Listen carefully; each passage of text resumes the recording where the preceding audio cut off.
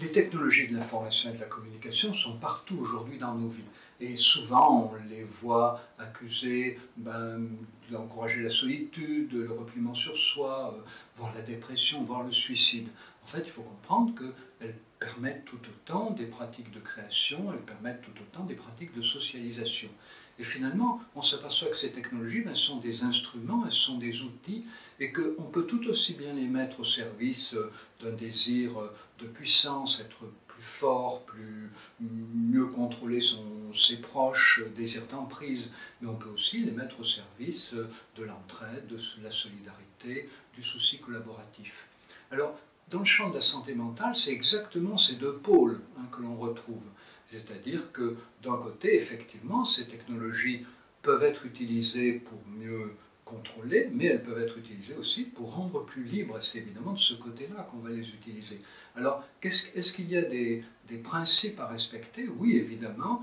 À mon avis, le premier principe, c'est de toujours faire prévaloir l'humain dans la relation avec l'humain.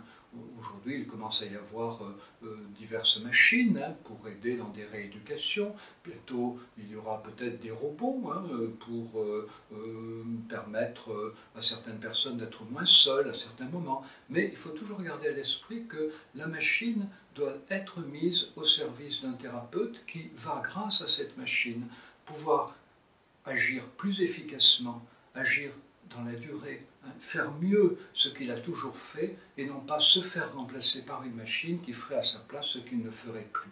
Il y a vraiment cette première exigence fondamentale dans le domaine de la santé, ne pas remplacer l'humain par une machine, faire toujours valoir l'humain.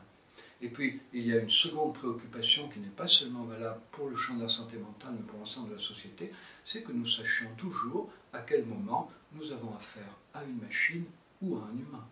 Puisque déjà, il y a, lorsque nous téléphonons, la possibilité de tomber sur des robots très bien programmés qui peuvent nous faire croire qu'ils sont des humains. On peut penser que ça n'a pas beaucoup d'importance s'ils nous apportent la bonne information. Mais si nous nous habituons à avoir affaire à des machines qui nous répondent parfois comme des humains sans que nous sachions que ce sont des machines ou des humains, ben nous risquons peut-être un jour d'avoir affaire à des robots imitant très bien l'humain, dont nous ne saurons pas si ce sont des humains ou des robots. Il faut bien comprendre que si dans notre culture, nous ne sommes pas très enclins à vouloir des robots qui simulent totalement l'humain, d'autres cultures, et notamment la culture asiatique,